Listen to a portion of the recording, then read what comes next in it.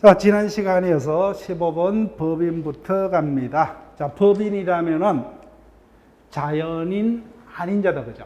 자, 권리 주체는 두 명 있죠. 자연인과 지금 보고자 하는 법인이요. 즉, 법인은 단체입니다. 단체인데, 모든 단체가 법인이 되는 게 아니라 뭐요? 법에 의해서 권리 능력이 주어진 단체. 그 단체는 크게 두 개가 있어요. 일정 목적하에 결합한 사람의 단체. 이를 줄여서 사단이랍니다. 그래서 이와 같은 사단이 법에서 권리 능력이 인정됐죠. 이와 같은 법인을 사단법인이라 하고. 그 다음 두 번째, 일정 목적하에 결합한 제3의 단체에 대해서 법에서 우리 사람과 똑같은 권리 능력을 부여를 합니다. 이와 같은 단체를 재단. 그래서 법인이 됐기 때문에 재단법인이라 한다는 겁니다. 자, 그러면은 이 부분은 시험하고는 직접적 상관이 없지만 이 부분이 이해가 되면 우리가 법인 제도가 완전하게 쉽게 읽힙니다. 법인이라는 존재는 뭐예요? 우리하고 똑같은 권리 주체라 했죠. 권리 주체입니다. 그런데 사람의 단체이기 때문에 이 단체는 뭐예요? 구성원이 있겠죠. 그래서 이 사단의 구성원을 누구라고요? 사원이라 합니다. 사원. 사원. 자, 그래서 여기 보세요. 갑 사단 법인이 있습니다. 물어볼게요. 갑 사단 법인은 우리하고 똑같은 권리 주체죠. 권리 주체입니다. 토지, 건물 등 재산이 있겠죠. 그럼 그 재산은 사단이니까 A 등 사원이 있겠다, 그죠? 사원이 있습니다. 그럼 그 재산은 사단법인 겁니까? 그 구성원인 사원 거예요. 요 출발점이 출발이 시작돼요. 여기 출발이에요. 이자 사단법인은 우리 자연과 똑같은 뭐요? 권리 주체라고 그러죠.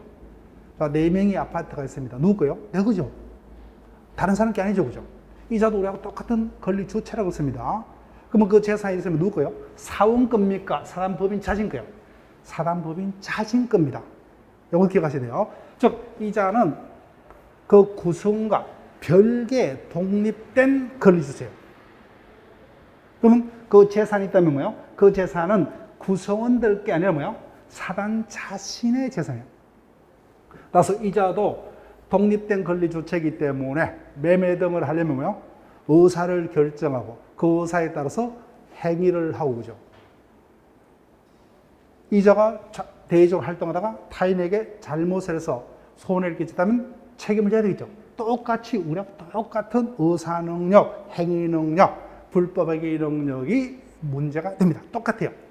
근데 문제는 보세요. 이자 우리하고 근본적으로 다릅니다. 우리는 눈으로 보이는 존재예요.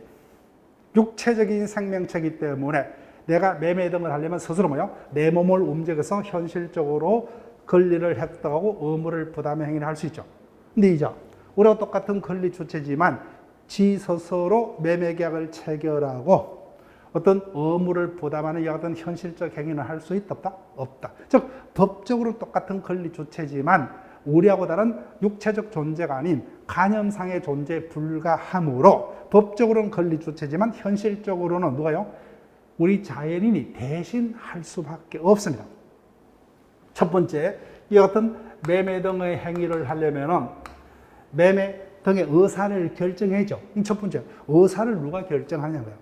그다음에 의사가 결정됐다면은 그 의사에 따라서 법인을 대표하는 행위는 누가 할 것이냐. 이와 같은 문제점이 있겠죠, 그죠? 그래서 법인에는 이와 같은 법인의 활동을 현실적으로 하기 위해서 기간이 필요하죠, 그죠? 그래서 기간이 세 가지. 의사결정기관, 의사가 결정됐다면 거기에 따라서 집행할 수 있는 집행기관. 그 다음에 그 집행기관의 업무를 감독할 수 있는 감독기관. 이런 것들이 필요합니다. 필요해요. 자, 볼게요. 근본적인 차이점, 이자도 우리하고 똑같이 권리 주체라는 거예요. 그 부분을 기억하세요. 따라서 단체의 재산은 뭐예요? 그자가 독립된 권리 주체이기 때문에 구성원하고 별개예요. 그 재산이 구성원의 소유가 아니죠. 그죠? 구성원 재산과는 전혀 별개의 재산이고, 그래서 현실적으로 이자가 권리 주체지만 스스로 활동을 못하기 때문에 활동에서는 조직을 필요한다. 그죠? 그 조직을 기관이라고 세 가지. 의사결정기관, 집행기관, 감독기관이 필요합니다. 근데 마지막에 민법상의 법인은 영리를 목적으로 설립 못합니다. 비영리를 목적으로만. 따라서 이번 회차에는 이 관계를 느낌적으로 기억을 드릴게요. 법인도 뭐요? 우리하고 똑같은 권리 주체다. 따라서 토지, 건물 등을 뭐요? 가지고 있다면 그 소유권자는 누가 돼요? 그 구성원인 사원이 아니라 법인 자신이 소유권자가 된다는 거예요. 우리하고 똑같은 권리 주체라고 합니다. 근데 이자는 현실적으로 활동을 못하기 때문에 권리 주체지만, 그래서 법적으로 이자의 활동을 해서 일정한 조직을 요하는데, 그 조직이 뭐예요? 기관이라는데, 기관은 크게 세 가지. 단체니까 뭐예요? 단체 의사를 결정할 수 있는 의사결정기관과, 의사가 결정이 되었다면 그에 따라서 현실적으로 업무를 집행하고 법인을 대표해서 행위할 수 있는 것 같은 대표기관과, 그 대표기관의 업무 집행 등을 감독할 수 있는 감독기관을 필요로 한다는 겁니다. 자, 비법인 사는요. 그래서 법인 파트에서도 우리 시험에서 평균적으로 두 문제에서 최대 네 문제까지 출제가 되는데, 평균적으로는 우리는 세 문제를 예상하면서 진행을 할 거예요. 그래서 비법인 사단은 거의 매년 출제가 된다고 대비를 합니다. 100%는 아니에요. 근데 100% 보고 대비를 할 건데, 법인 파트에서 출제가 되었을 때 가장 난이도가 높게 진행될 수 있는 파트가 여기입니다. 여기서 본격적으로 출제가 된다면 5개 지문이 판례로서 구성이 될 거예요. 판례로서. 자, 앞에서 B자가 붙었죠. 사단은 사단인데 법인이 아닌 사단입니다. 사단. 우리가 이론 시간에 본격적으로 다루겠지만, 사단이 됐든 뭐요? 재단이 됐든 현실적으로 권리주체인 법인이 되기 위해서는 일정한 사항을 설립 등기까지 마쳐야만 법인이 됩니다. 권리주체. 근데 똑같은 일정 목적하에 결합한 사람의 단체인 사단이지만 설립 등기를 못한 사단을 아직까지, 그러면 권리 능력이 없죠. 그래서 이와 같은 사단을 권리 능력 없는 사단, 아직까지 법인이 되지 못했다. 그죠? 그래서 비법인 사단이라고 하고, 현실적으로 우리 사회에서 무수한 단체들이 비법인 사단으로서 활동을 합니다. 자, 우리가 본격적으로 이론 시간에 배우겠지만, 민법상의 비영리법인의 설립은 허가주의로 되어 있습니다. 따라서 강제주의가 아니에요. 그렇기 때문에 충분히 설립 허가를 받아서 설립 등기를 해서 사단법인 또는 재단법인이 될 수 있는 단체임에도 불구하고 현실적으로 다 귀찮다. 그죠? 필요 없다. 그래서 설립 등기를 하지 않고 여하튼 권리 능력 없는 상태에서 사단 또는 재단으로서 현실적으로 활동하고 있는 무수한 단체들이 있다. 근데 이런 단체들도 현실적으로 활동을 하기 때문에 엄청난 법적인 문제를 야기를 하겠죠.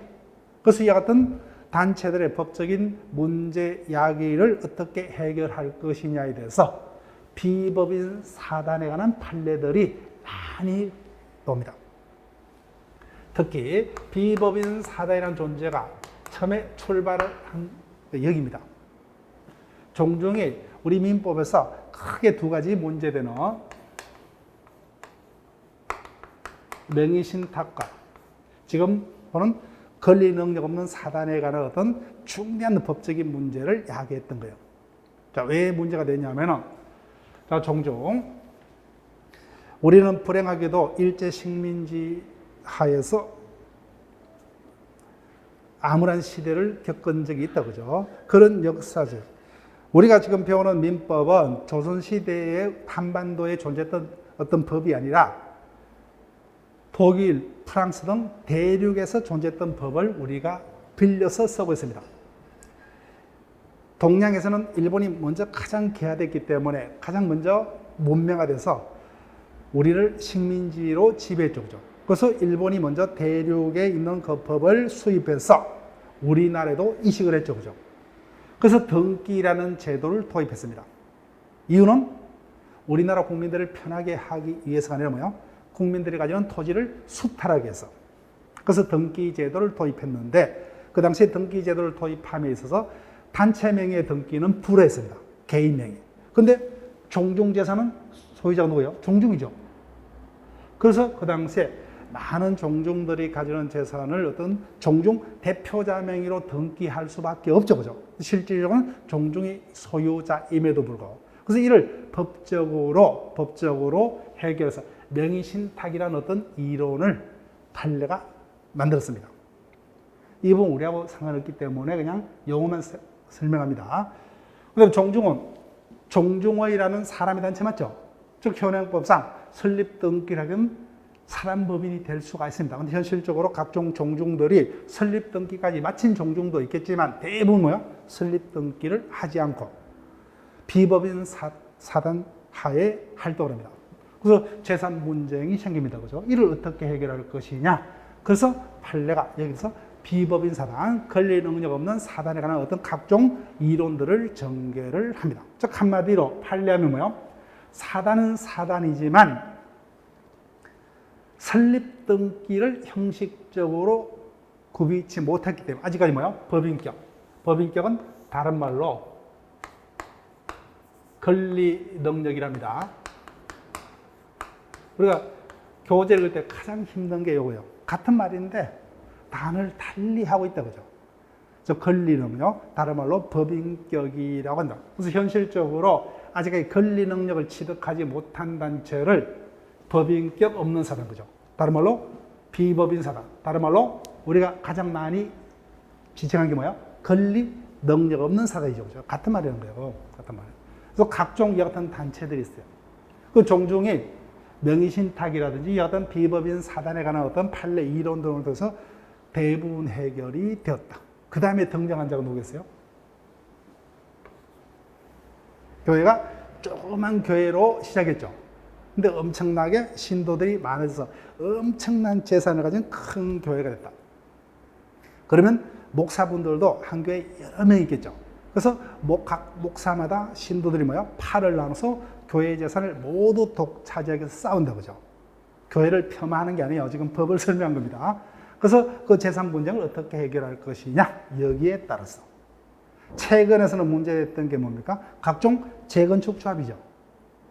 근데 이제는 재건축 조합은 관계법에서 뭐야? 법인으로 설립을 하도록 돼 있죠. 그죠? 예전은 비법인 사태에서. 그래서 이와 같은 각종 단체들이 실질적으로 권리 능력을 취득하지 못한 단계에서 사회에서 활동하다가 재산상의 어떤 법적 분쟁을 야기했을 때 어떻게 해결할 것이냐. 결론. 판례는 사단이라는 점에서는 우리가 배우고자 하는 사단법이라고 똑같아요. 다만 형식적으로 등기를 했고 못했고 이 차이점밖에 없어요. 그래서 사단법인에 관한 민법상의 규정은 뭐예요? 등기는 못했기 때문에 등기에 관한 규정은 유추 적용 못하겠죠. 나머지 모든 조항은 다 실체가 사단의 점에서 동일하기 때문에 사단법인에 관한 모든 규정을 유추 적용해서 똑같이 해결하겠답니다. 하겠다. 그러면 우리가 사단법에서 배우는 모든 어떤 조문들이 뭐예요? 비법인 사단에도 그대로 적용이 됩니다. 이와 같은 해석을 뭐예요? 유추해서. 즉 비법인 사단에 대해서는 민법에 규정이 없죠. 그죠? 그때 유사한 상을 규정하는 규정을 끌어다 써서 해결하는 해석 방법을 유추해서. 다만 설립 등기는 못했기 때문에 사단법인에 관한 민법상의 규정 중 성질상 뭐예요? 등기를 전제한 규정은 당연히 유추 적용될 수가 없죠. 성질상. 그래서 등기와 관련된 규정을 제한 나머지 모든 규정은 똑같이 유추 적용이 됩니다. 그래서 다양한 판례들을 우리가 여기서 기억을 해야 됩니다. 다만 그 판례들이 우리가 힘들 수가 있는 게 이 부분은 집행법과 연결된 판례들도 있습니다. 거기까지 외우려니까 힘들 뿐이에요. 깊이 있는 판례가 출제될 수도 있습니다. 자, 그다음 법인의 이사 파트는 거의 매년 떠요. 매년 뜹니다. 이 부분 거의 100%라고 보게 되면 되는데 이 부분 반드시 맞춰야 돼요. 자, 법인은 이사를 두어야 한다죠. 반드시 해야 된다 그죠? 반드시. 무슨 뭐야? 필수적이다 그죠? 필수적. 반드시 두어야 하는 기간입니다.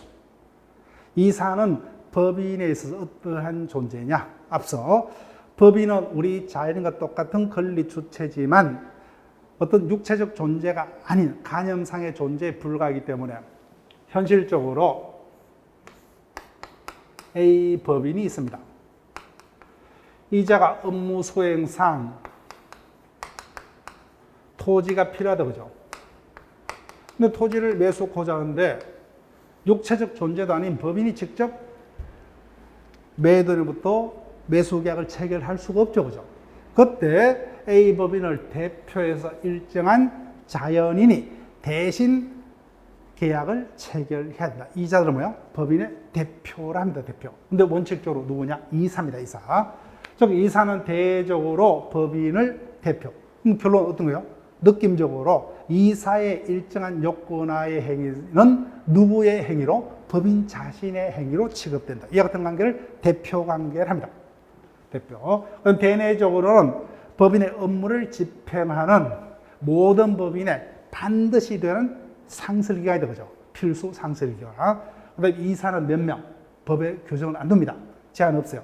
그 다음에 임기 제한이 없어요. 다만 현실적으로 활동을 해야 되면 법인이 이사가 될 수 없죠. 자연인만이 이사가 될 수 있다. 따라서 이런 부분은 뭐예요? 신경 쓸 필요가 없어요. 왜? 전혀 문제가 안 됩니다. 민법에서는 이사를 몇 명 두어야 하느냐, 임기를 어떻게 해야 되냐, 규정이 없죠. 그래서 이 부분은 만약에 지문화가 된다 할지라도 뭐예요? 절대로 답으로 안 해요. 그래서 그 부분은 아예 우리는 신경 쓸 필요가 없어요. 민법에서는 관심이 없기 때문에 이 부분은. 상법은 이사는 주식에서는 뭐예요? 원칙 3인 이상, 임기는 3년 이하 이렇게 규정을 둡니다. 그러니까 거기서는 당연히 각종 시험에 단골 질문이 됩니다. 적지 마세요. 그래서 민법에서는 관심이 없기 때문에 관심이 없는 부분은 출제자도 관심이 없다는 거예요. 너희들이 자유롭게 정하는 거예요. 이사 숫자 필요한 만큼 너희들이 이사를 둘 수 있고 뭐요? 임기도 너희들이 원하는 만큼 임기를 둘 수 있고. 다만 이사는 두어야 하고 두었다면 뭐요? 그자의 자격은 뭐요? 대표 기관이 된다는 겁니다. 자, 그다음 이 부분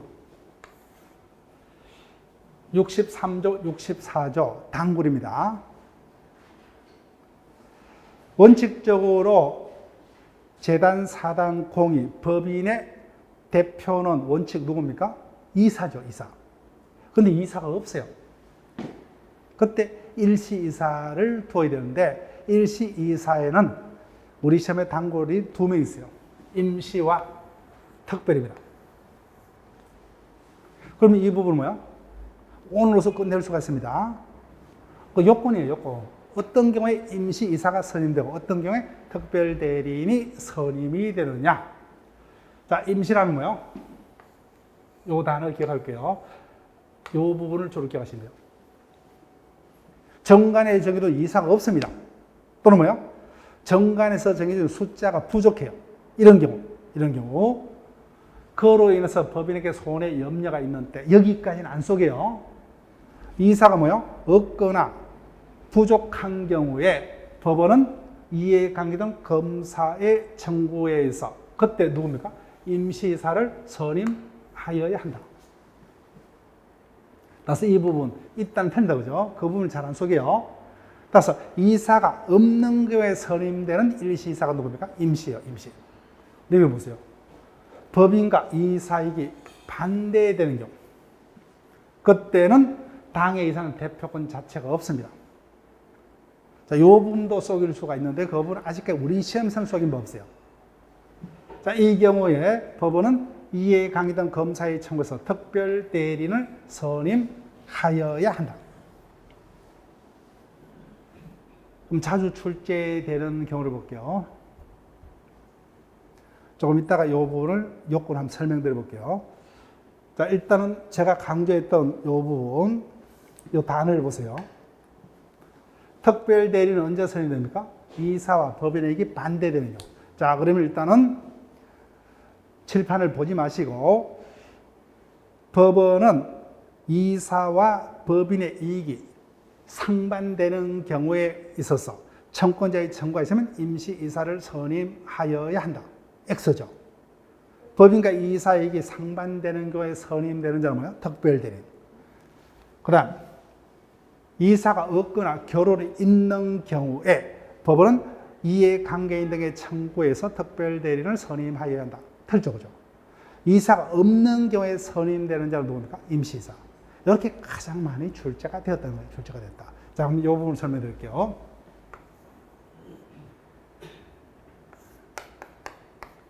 A 법인이 업무 수행상 토지를 매수코자 합니다.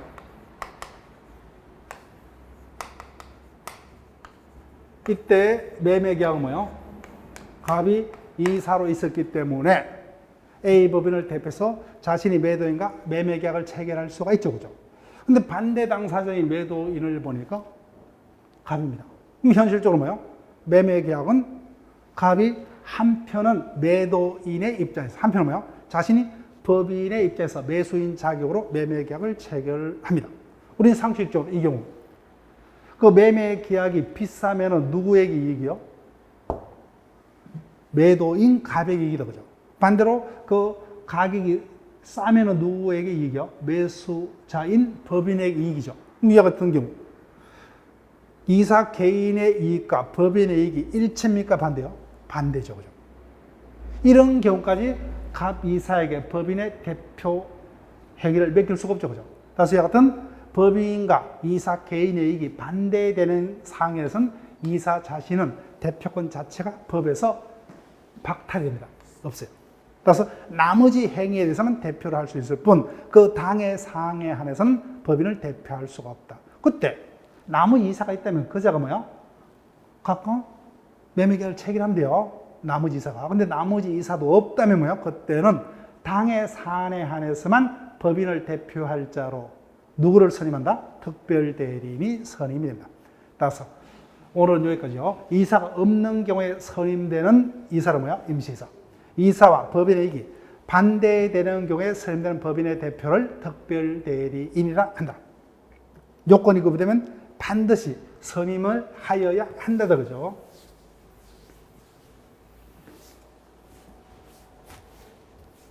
그 다음에 감사는 시험하고 상관없어요. 우리 민법상의 법인은 비영리입니다. 따라서 감사는 임의기간으로 되어 있다, 그죠? 따라서 법인은 둘 수 있다죠. 필요하면 감사를 둘 수 있다. 두어야 한다가 아니에요. 그래서 임의기간으로 되어 있다. 그 다음에 감사는 당연히 이사의 업무 집행을 감독하는 기관에 불과하죠. 그래서 대내적인 활동만 할 수 있다, 그죠? 뭐 대외적으로 의미가 없어요. 그래서 감사가 누구냐는 공시할 필요가 없다. 그런데 앞에서 없었지만 이사는 법인의 대표죠. 그래서 내가 법인과 거래를 하려면은 원칙적으로 누구하고 거래 행위를 해야 돼요? 대표인 이사와. 근데 나는 법인의 조직원이 아니기 때문에 이사가 누구인지 여부는 어떻게 알 수 있어요? 등기부를 열려면 되겠죠. 그래서 이사의 인적사항은 반드시 뭐야? 법인 등기부에 등기하여야 한다. 근데 감사는 내하고 상관없다, 그죠? 대내적 기관에 불과하기 때문에, 감독 기관에 불과하기 때문에 감사의 인적사항은 등기할 필요 없다. 그 점이 상법과는 전혀 달라요. 상법은 영리법인이죠. 그래서 감사는 필수기관이에요. 그 다음에 등기해야 됩니다. 그래서 우리 민법이기 때문에 차이가 난다. 그다음에 총회. 총회 파트에서 출제가 된다면 이사 파트보다 힘들어요. 왜? 현실적으로 조문을 많이 우리가 기억을 해야 돼요. 근데 비전공자들이 조문을 정확하게 우리가 기억을 하고 분석하는 게 쉽지 않습니다. 이 부분을 제가 수업 시간에 같이 연습을 할 거예요. 즉, 총회라면 뭐요? 사원자가 붙어있죠. 사단법인의 구성원을 줄여서 사원했다, 그죠? 그럼 총회라면 구성원 전원, 사단법인 구성원 전원으로 구성되는 사단법인의 최고 의사결정 기관을 총회라 합니다. 이 부분은요, 반드시 두어야 하는 거예요. 두어야 한다. 따라서 총회는 정관을도 폐지할 수 없다. 그죠? 총회는 두 가지 종류가 있어요. 통상총회와 임시총회. 통상총회는 정기총회로 바꿔서 읽으면 돼요. 이 부분은 출제된 법 없어요. 만약에 출제된다면 이 부분밖에 없어요. 정기총회는 이사가 뭐예요? 매년 1회 이상이죠. 그죠? 이것을 뭐예요? 쏘기려면 1회에 한해서 뭐 그런 정도로. 네, 그런 정도로. 이 부분 임시총회는 출제될 수가 있습니다. 임시총회는 필요할 때마다 개최되는 총회를 임시총회. 따라서 개최 시기에 따라서만 차이가 있을 뿐 그날에는 정기총회하고 임시총회는 차이가 없습니다. 근데 문제는 임시총회는 출제가 된다면 소집권자가 출제가 될 거예요. 우리 그때 기본 이론 시간에서 70조 2항 3항을 우리가 기억할 거예요. 임시총회는 당연히 이사가 필요하면 소집할 수 있고 감사도 뭐요? 업무 수행상 필요하면 소집할 수가 있습니다. 근데 여기서는 생략되어 있지만 2항 3항 사원들도 임시총회를 소집할 수 있습니다. 그 요건을 우리가 기억할 거예요. 자, 일단은 개념 정도만 설명드렸고 그다음 청산이라고 합니다. 청산.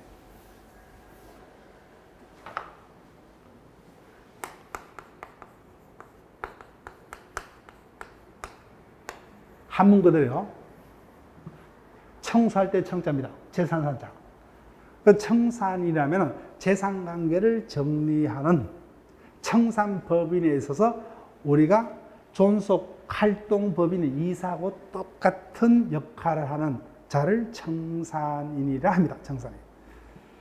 자, 일단은 이론 시간에 본격적으로 다루겠지만 여기 볼게요. 자연인의 경우에는 출생한 때로부터 권리능력을 취득하고 사망하면 권리능력이 소멸되죠. 근데 법인도 똑같아요. 자, 법인도 일생이 있습니다.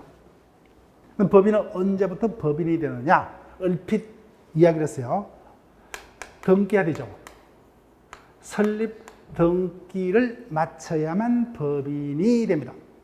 그런데 언제 소멸이 되느냐? 자연인의 경우에는 일정한 자가 사망하면은 자신이 사망하기 전에 스스로 재산관계를 깨끗이 정리하고 사망을 합니까? 아니면 사망하면 상속인이 다 뒤처리를 해요? 후자죠.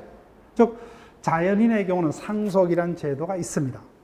근데 법인의 경우는 상속이란 제도가 없습니다. 그렇기 때문에 우리 자연인과 달리 법인이 소멸하기 위해서는 일순간에 소멸할 수 없고 단계를 밟아서 소멸할 수밖에 없다. 더 적극적으로 활동을 하다가 뭐요?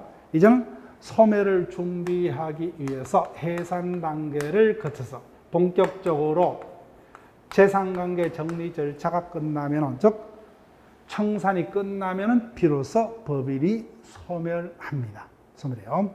자, 이 부분 일단 본격적으로 수업 시간에 설명을 되겠지만 상식적으로 물어볼게요. 자연인의 경우에 가족관계 등록부, 종전에는 호적부죠. 호적부에 사망 신고를 해야만 비로소 사망입니까? 실제 심장이 멎었을 때 사망이요? 후자죠. 후자입니다. 법인도 똑같아요. 법인도 똑같습니다. 법인도 우리 자연과 똑같이 실제 소멸했을 때 권리능력이 소멸합니다. 그래서 법인의 권리능력 소멸 시기도 등기부의 청산, 종결 등기가 된 때가 아니라 뭐요? 실질적으로 청산이 끝났을 때 비로소 소멸. 따라서 청산, 종결 등기가 되었더라도 뭐요? 아직까지 청산이 끝난 바 없다면 여전히 뭐요? 살아있는 법인이 됩니다. 그래서 우리 자연하고 똑같아요. 그래서 요 단계에 있는 법인을 청산법인이라 합니다. 청산법인. 청산법인. 자, 보세요. 갑법인이 요때 설립되고 요때 소멸한다, 그죠? 이때는 적극적으로 활동하고 이때는 소멸을 준비하는 단계죠. 자, 우리 자연인을 볼게요. A. 이 자가 태어났어요. 이때 사망합니다. 태어났을 때 갓난아기죠. 그 다음에 유년기, 장년기, 쭉 노년기를 거칩니다. 그러면 태어났을 때 유년기, 장년기, 그 다음에 노년기가 각각 다른 사람입니까? 한 사람이요? 한 사람이죠. 한 사람입니다. 법인도 똑같아요. 이전에 활동할 때 존속법인과 청산법인이 다른 법인입니까? 동일 법인이요? 동일한 법인이에요. 동일한 법인. 이때는 다만 왕성하게 활동을 하는 존재고, 이때는 뭐요? 소멸을 준비하는 단계입니다. 마무리하는 단계예요. 그때 이 단계에서는 법인을 대표하는 자가 이사입니다. 이 단계에서 법인을 대표한 자가 청산인이에요. 따라서 명칭만 청산인으로 바뀔 뿐이지 이사하고 똑같은 역할을 합니다. 똑같은 역할이에요. 자, 보세요. 해산사유는 총 6가지가 있습니다. 그 중에 파산으로 인한 해산은 우리가 이제 신경 쓸 필요 없어요. 해산사유가 파산이다. 그러면 그때는 법원이 파산법에 따라서 청산 절차를 진행을 해버려요. 나머지 해산사유는 자신들이 민법에 따라서 청산 절차를 진행을 합니다. 그때 청산이 누가 되느냐? 원칙 뭐예요? 종전의 이사가 그냥 이름이 청산이로만 바뀝니다. 다만 정관 또는 총에서 달리 정한 자가 있으면 그 자가 우선해서 청산인으로 취임을 합니다. 이게 다예요. 그때 그 부분 82조를 기억할 것이고. 자, 지금까지 권리 주체에 관한 설명들을 간단하게 개념 위주로 소개를 했습니다. 그래서 권리 주체는 우리와 같은 육체적 존재인 자연인, 그 다음에 법에서 일정한 단체에 대해서 우리 자연과 똑같이 권리 능력이 부여된 법인, 크게 2가지 종류가 있었고, 이와 같은 자연인과 법인 파트에서, 즉 한꺼번에 권리 주체 파트에서 최소 5문제, 최대 7문제까지 출제가 됩니다. 그럼 평균적으로 뭐예요? 자연인 파트에서 3문제, 법인 파트에서 3문제, 이런 식으로 우리는 생각하면서 수업을 진행을 할 겁니다. 다만 개별 회차마다 그 문항수는 달라질 수가 있어요. 어떤 경우는 자연인 파트는 2문제 출제가 되는데 법인 파트는 뭐예요? 4문제가 출제되기도 하고, 반대로 어떤 경우는 자연인 파트에서 4문항이 출제가 됐는데 법인 파트에서는 2문항밖에 출제가 되지 아니할 수도 있습니다. 그냥 평균적으로는 권리 주체 파트에서 자연인 파트와 법인 파트를 합쳐서 최소 5문제 내지 최대 7문제까지는 출제가 된다. 네, 이렇게 봅니다. 자, 권리 객체로 갑니다. 우리가 첫째 주에 우리 주에는 무수한 권리가 있죠. 즉 나는 아파트를 가지고 있다면 그 아파트에 대한 소유권이란 권리를 가지고 있고, 내 명의의 아파트가 없다 그죠. 그러면 가족과 살기 위해서는 타인부터 빌려서 임차권이란 사용권을 가질 수도 있고, 전세로 빌렸다면 뭐요? 전세권이란 권리가 있을 수도 있죠. 각종의 나머지 무수한 권리들이 있습니다. 이와 같은 권리를 일반화했을 때 개념을 어떻게 우리가 기억했느냐? 굳이 외울 필요는 없어요. 권리란 일정한 이익을 누릴 수 있도록 법에 의해서 주어진 힘을 권리라 했다. 그럼 객체라면 그 힘의 대상을 객체랍니다. 객체. 개개 객체마다, 개개 권리마다 객체가 다 달라요.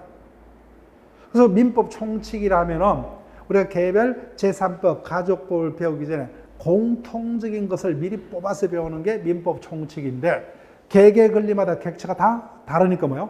공통적인 객체가 없습니다. 그래서 우리 민법 총칙에서는 그 중에 뭐예요? 물건의 객체인 물건에 대해서만 민법 총칙에서 규정을 둡니다. 그래서 이 파트에서 2문제가 출제가 됩니다. 2문제. 자, 그래서 권리 객체는 우리 민법 총칙에서는 98조부터 102조까지 조문 몇 개 안 돼요. 여기서 2문제입니다. 2문제인데 맞춰야 합니다. 맞춰야 돼요. 그 중에서 한 문제는 물건 전반의 어떤 종합적인 형태로 출제가 될 겁니다. 나머지 한 문제는 주종물을 이 기본으로 해서 쭉 진행이 될 겁니다. 이 파트는 다른 파트보다 조금 더 수월하게 진행될 수 있기 때문에 이 파트는 실패해서는 안 돼요. 자, 그러면 먼저 물건의 개념으로 갑니다. 민법에서 물건이란 유체물 및 전기기타 관리할 수 있는 자연력을 만든다. 98조에서 물건을 이렇게 정의를 합니다. 자, 그런데 보세요. 조문 그대로 읽으니까 뭐요? 유체물 앞에는 관리 가능성이란 제한 문구가 붙었다, 붙지 않았다? 붙지 않았죠, 그죠? 그래서 말 그대로 읽으면 유체물은 관리할 수 있든 없든 다 물건이다, 그죠? 근데 자연적은 뭐요? 관리할 수 있는 것만이 물건이다. 이렇게 해석이 돼야 되겠죠. 완전 그대로 물리적으로 해석한다면, 그죠? 국어 문법적으로 해석을 한다면. 그래서 법의 해석은 뭐예요? 국어 문법적으로 해석을 기본하지만 그 이상이 될 수밖에 없는 거예요. 즉, 입법자가 실수한 겁니다. 그래서 관리할 수 있다는 제한 문구는 해석상 여기에 와야 됩니다. 그래서 이렇게 해석으로서 그 법조문을 바로잡습니다. 그럼 다시 읽으면 뭐예요? 유체물이 되었던 자연력이 되었던 현행법상 물건이 될 수 있는 것은 뭐예요? 관리할 수 있는 것만이에요. 그래서 해석으로서 바로잡는 거예요. 자, 그래서 관리할 수 있다는 것은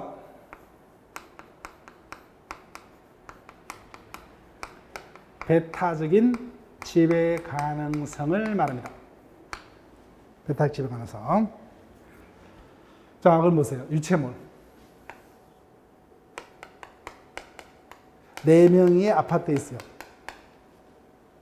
내가 소유자입니다. 그럼 상식적으로 집주인인 나의 허락 없이는 누구도 출입할 수 있다 없다? 없죠, 그죠? 배타적으로 권리자만이 지배할 수 있죠. 그래서 이같이 유체물 중에서 배타적으로 지배할 수 있는 것은 민법상의 물건이 될 수 있다. 근데 똑같은 유체물이라도 바다, 해, 별 등입니다. 내가 달을 오늘부터 내 것으로 찜했다. 누구든지 한번 쳐다보려면 나의 허락받고 사용료를 지불해야만 쳐다볼 수 있다. 가능하다, 불가능하다? 불가능하죠. 그죠?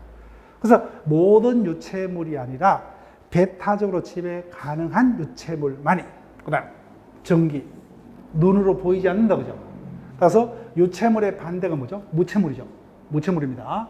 무체물 중에서도 자연력의 반대는 뭐예요?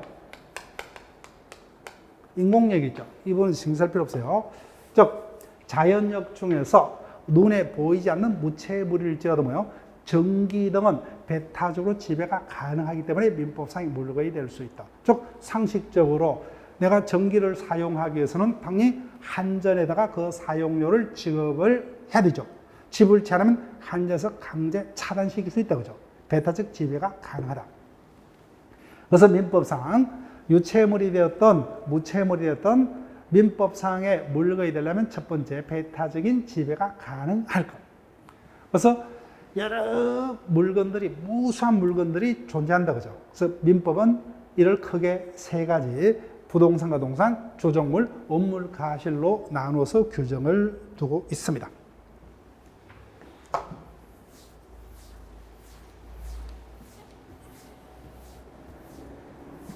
첫 번째, 민법에서는 물건을 부동산과 동산으로 구분합니다. 당연히 시험 문제는 여기서 출제된다면 뭘 위주로요? 당연히 부동산을 위주로. 조문도 그렇게 되어 있어요. 먼저 부동산이 뭐냐를 정의합니다. 물건은 2종류밖에 없어요. 부동산 아닌 것은 뭐예요? 모두 동산이에요. 말 그대로 부동산은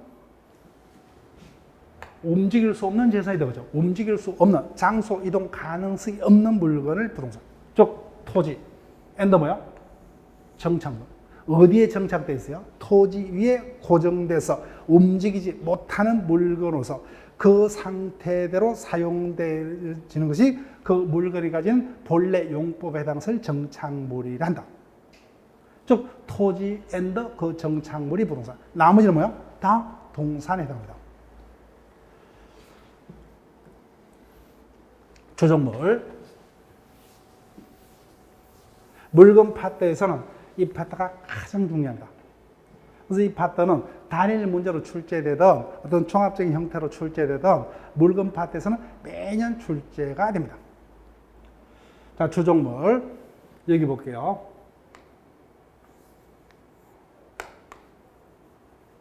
갑이 횟집을 경영을 합니다. 자, 도시에서 횟집을 한다 볼게요. 그러면 갑이 횟집을 경영하기 위해서는 횟집이 필요하겠죠. 자, 물어볼게요. 상시상 횟집은 동산 형태로 좀 되어 있습니까? 부동산 형태로 되어 있어요? 보통은 부동산 형태다, 그죠? 그 다음, 횟집에서 고객들에게 신선한 횟감을 제공하려면 살아있는 생선을 보관한 임시 저장 장소가 필요하겠죠. 이를 뭐야? 수족관. 수족관은 보통은 부동산 형태로 되어 있어요? 동산 형태로 되어 있어요? 보통은 동산 형태로 되어 있죠. 시골에서는 마당에다 뭐요? 연못을 파서 고기를 보관할 수도 있다, 그죠? 부동산 형태로 되어 있는 경우도 있을 수 있지만 보통은 도시에서는 동산 형태로 되어 있습니다. 자, 그럼 결론. 내가 횟집을 경영코자 합니다. 그럼 당연히 뭐요? 첫 번째, 횟집을 빌리든지 뭐요? 구입하든지 마련하겠죠. 그럼 두 번째, 수족관도 마련하겠다, 그죠? 그러면 따로따로 구입하죠. 그럼 법적으로 양자는 하나의 동일한 물건이니까 별개의 다른 물건이요. 별개의 다른 물건이죠. 별개의 다른 물건이요. 각각 따로따로 거래할 수 있는 독립된 다른 물건이에요. 근데 문제는 이자는 뭐야? 내 집에 있었을 때는 의미가 있어 없어요? 의미가 없습니다. 어디에 있었을 때? 여기에 있을 때만 비로소 효용 가치를 다할 수 있다, 그죠? 따라서 양자는 법적으로 전혀 다른 별개의 물건이지만 경제적으로는 공동 운명체 관계입니다. 그죠? 경제적으로 하나의 어떤 공동 운명체 관계. 따라서 수족과 이런 존재는 내 집에 있으면 아무 의미가 없어요. 불편할 따름이죠, 그죠? 여기에 있을 때만 존재 의미가 있다는 거예요. 그래서 이와 같은 경우에 횟집을 뭐요? 주물, 수족관을 종물이라 합니다. 앞으로 수업 시간에 주종이라는 단어를 여러 번 언급될 거예요. 그러면 주종물에서 우리가 배우는 지식이 이론이 뭐요? 나머지 주종 간의 관계가 인정되면 똑같이 유추 적용됩니다. 똑같아요. 주물, 종물은 둘 다 마지막 단어가 물건이죠, 그죠?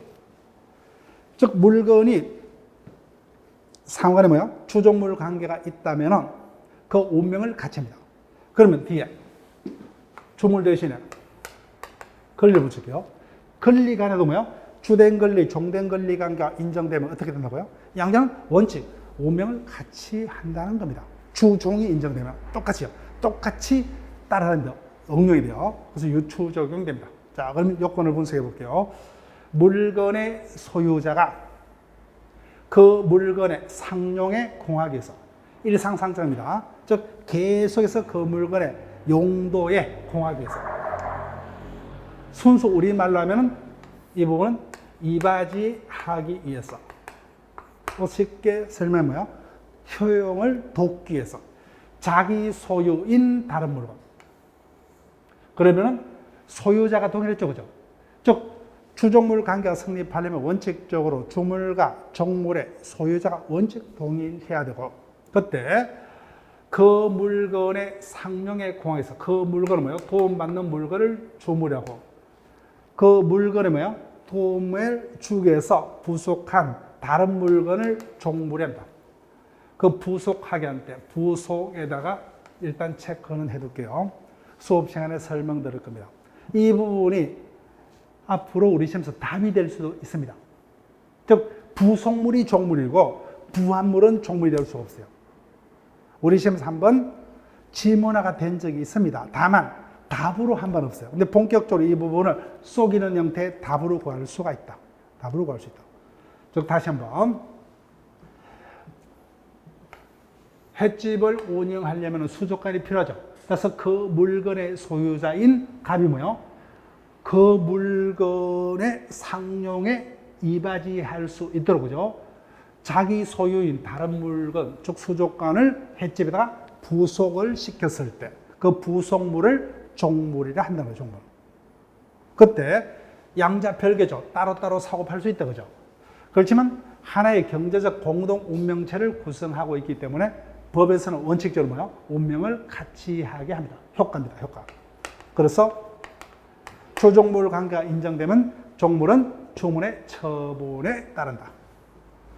그래서 1항은 주종물이 대기한 요건이고 2항은 뭐야? 그 효과 규정에 해당합니다. 그 주종물 관계가 인정되면 양자는 운명을 같이 한다. 원칙. 자, 근데 물어볼게요. 이와 같은 2항. 지난주에 했어요. 강행법규다, 임의법규다? 그래서 이 부분 방구래. 임의법규라는 거예요. 왜? 민법은 사법이죠. 그죠? 사법. 개개 인들 간의 어떤 법률 관계를 규율하는 사법이기 때문에 사적 자치 원칙이 지배함으로 원칙 임의 규정이 되죠. 따라서 당사자로 처분의 종류를 달리할 수 있다. 그래서 그 부분이 각종 시험의 단골 질문이에요. 자, 그럼 주종물의 개념까지 설명을 드렸습니다. 자, 마지막에 원물 가실의 개념까지만 설명을 하고 쉬었다가 이어서 진행합니다.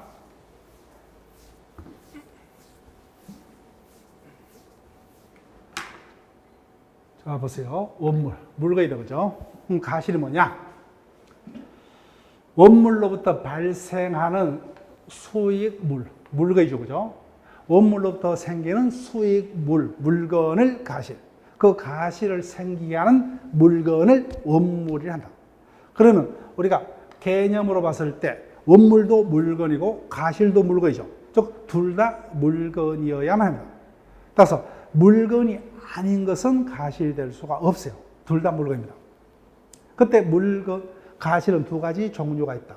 첫 번째, 원물인 뭐야? 그 물건이 가지는 원래 용법대로 사용했을 때 수치되는 산출물을 가실 중에서 천연가실. 그래서 사과나무에 자동적으로 때가 되면 사가 열리죠. 젖소에 우유가 생긴다 보죠. 이와 같이 그 물건의 용법대로 사용했을 때 수치되는 산출물을 천연가실. 그 다음 물건은 뭐요? 빌려 사용한다 보죠. 그 대가로 받는 금전기타 물건을 법정가실. 그래서 집을 타인부터 빌려서 사용합니다. 그러면 임대차로 빌렸다면 뭐요? 차임을 지급을 해야 되죠. 타인의 토지를 빌렸다면 그 사용 대가인 지료를 지급을 해야 되고, 금전을 빌렸었다면 그 사용 대가인 이자를 지급을 해야 되죠. 이와 같은 것은 뭐야? 법정가실이라 한단 말이에요. 법정가실. 자, 그러면 문제는 가실이 생겼을 때 그 가실이 누구 거냐는 겁니다. 누구 거냐? 자, 물어볼게요. 백이조에서 가실은 이런 자들이 수치권이 있다고 정합니다. 근데 문제는 이 같은 백이조는 임의법규다, 강의법규다? 말이 없으면 뭐야? 임의법규는 거 임의법규. 민법은 사법이기 때문에 자신들이 달리 정할 수 있다. 그와 같은 규정이 없으면 원칙적으로 뭐야? 천연가실은 그 천연가실을 원물로부터 분리할 때 이를 수치할 수 있는 권리자. 그러면 상식적으로 사과나무에 사과가 열립니다. 그럼 사과는 원칙적으로 누구예요? 수확할 때 누구게 돼요? 가수원 주인 거죠. 따라서 사과나무의 주인, 즉 원물의 소유자가 원칙적으로 수치권자가 됩니다. 그런데 가수원을 타인이 뭐야? 빌려서 농사를 짓고 있어요. 그러면 가수원 주인이 사과의 수치권자가 됩니까? 빌려서 농사진 사용권자가 수치권자 돼요? 후자죠, 그죠? 후자. 그래서 원물로부터 분리할 때 이를 수치할 수 있는 거죠. 원칙적으로 뭐요? 원물의 소유자지만 원물의 소유자로부터 사용권을 빌린 뭐요? 여하튼 전세권자, 지상권자 등이 예조로 수치권자가 될 수 있다. 법정가실. 법정가실은 누가 수치권자가 되느냐? 수치할 수 있는 권리의 존속기간 일수의 비율로. 앞서 대표적인 법정가실이 타인으로부터 건물을 빌려 사용했을 때 지급해야 되는 임대차라면 차임 등을 말했다, 그죠? 그럼 물어볼게요.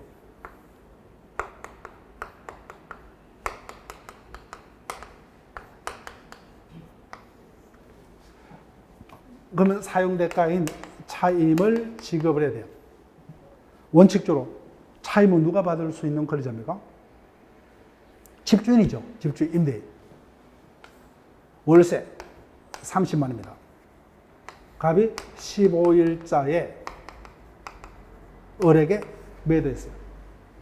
자, 그러면 임차인으로부터 차임인 법정가시를 수취할 수 있는 자는 수취할 권리의 존속기간 일수의 별로. 수취할 권리는 소유권이죠. 그죠? 여기서는 소유권입니다.